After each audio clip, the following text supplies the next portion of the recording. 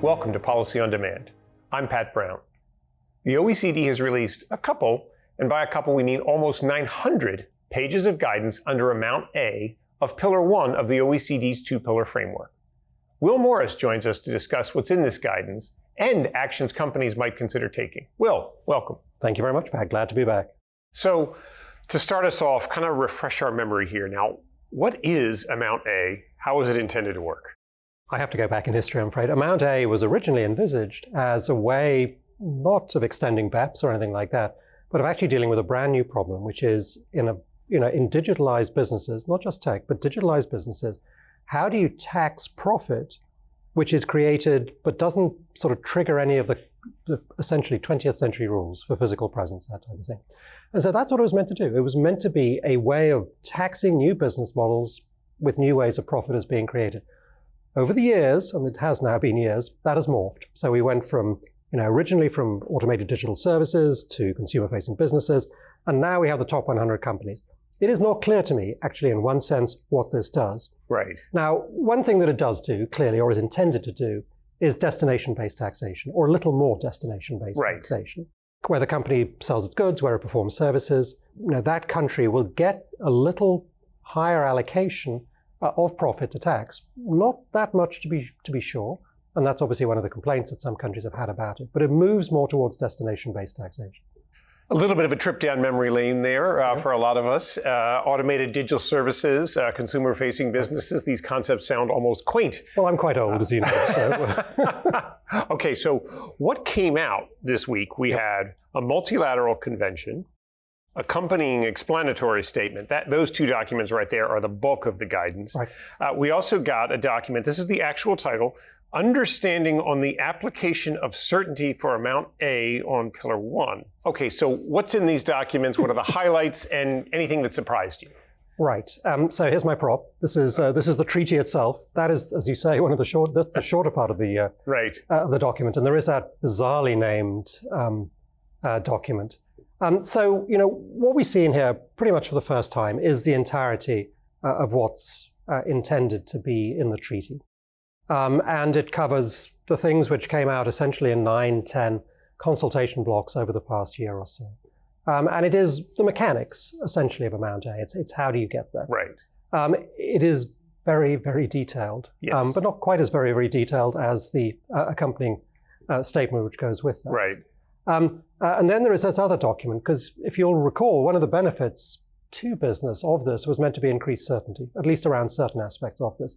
And if they'd call the document Getting to Better Certainty or something like that, I think it would have been slightly more intuitive as to what it does. But it provides essentially the different ways, three I think, of increasing certainty, the scope, are you in, what does it mean, all of that stuff. And that I think is a plus. Interestingly, and this should be mentioned, is we'd heard rumors that Amount B might also come out as part of this document, or at least accompanying it. That hasn't happened, and I think we've now heard that it probably won't be until the beginning of next year. Right. So we got a lot of detail, but to your point, the OECD is trying to provide something that can provide certainty. So in a sense, they wanted to be comprehensive, in a sense, almost mechanical. Right. This is how you walk through step by step what Amount A is, where it comes from, where it goes to, the seating jurisdictions, how it relates to other provisions of tax. So you can see, in a way, how we ended up with such a large amount of pages, because there's essentially a desire here to really be quite comprehensive. I think that's definitely something that that's we right. see. Yeah. Comprehensive sometimes goes with complex as well. Yes. And this for sure is complex. No one would mistake this as simple, to be clear. They wouldn't. And with a couple of these things, as we've talked about in the past, there are, with 140 odd countries, particularly with 7 big ones though, there are different interests which need to be accommodated, shall we say. And some of the processes, formulas in here clearly do show some of that strain, with the result that, how do you do the allocation, for example? So old argument, pro rata, right. Or was it going to be tiered? Well, the answer is it's a mixture of both of them. Right. And that is very complicated. It does also raise the question of how stable it is in the long term. Right. So, Will, you mentioned, differing positions of countries, and that's hardly surprising. there was apparently unanimous agreement to release this document. Right. So does that indicate that we are close to unanimous agreement on the subject matter, or essentially the what is contained in this document? Are there remaining issues, and how should we think about that? I can definitively say the answer to that is maybe. Look, I mean, we know, again, it's all in the footnotes. Read the footnotes. Right. Do show some of the areas of disagreement. Obviously, there are concerns some countries have around withholding, for example. Right. And exactly how does that work out? Who essentially, for want of a better term, takes the hit on that? Right. There are issues around some of the dispute resolution certainty types of issues. You know, it's clear that with a number of these areas, countries have taken slightly different positions. Now, you know, yes, they've agreed to release a document.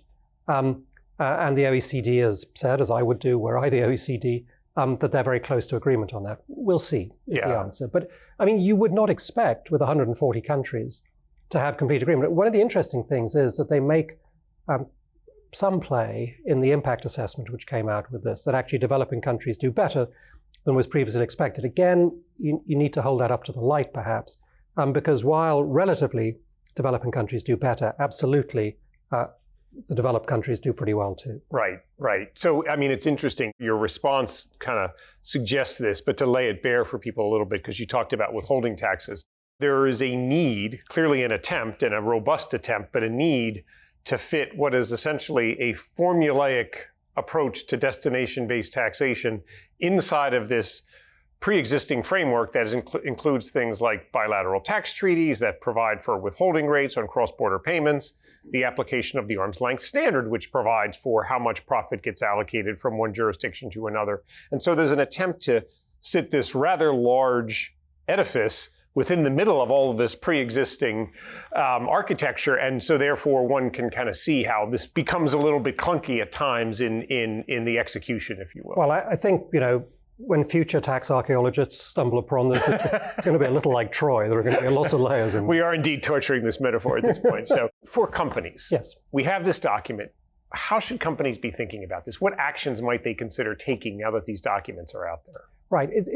Again, it's a really interesting point, because the one thing that you have to do is put off to the side, will this actually happen? But you know, let's assume for a moment that it does happen. It happens in the way that is there, despite the fact there's a consultation, which I think we may get to in a second. What they need to do now that they have much more detail around this, again, is what they've been doing with Pillar 2 for a while, which is think about how this affects me. Now you can run, you know, models, calculations, whatever you want to call them, much more accurately, right, to determine what the impact will be. And I think that's a really important thing to do. Now, you know, obviously one thing about Pillar 1, unlike Pillar 2, there are 100 companies, or 100 groups at least, who are affected by this. You know, there have been some changes, some of the sort of exclusion scoping around FS, defense, for example, taken completely out of it. So there are some. And that's a new development. That's a new development. That's a new development.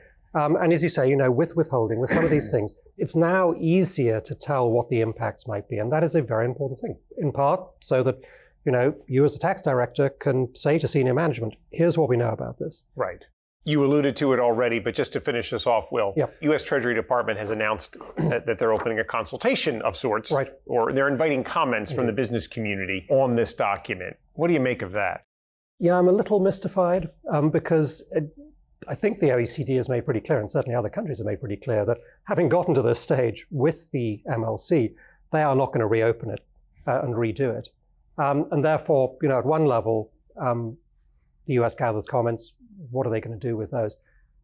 You know, my guess, and obviously it is only a guess, is that the Treasury is trying to take the temperature of US business. It's not a straightforward consultation in the sense of, we'll take your comments, we'll reflect those back in a new document. Right. Well, Will, we're going to leave it there. So thanks very much for joining us. Obviously, a lot more to come on this. Indeed. We will, of course, have more on the OECD's two-pillar project, but in the meantime, the documents released by the OECD are all linked in the description of this episode. Thanks for joining us. We'll see you next time.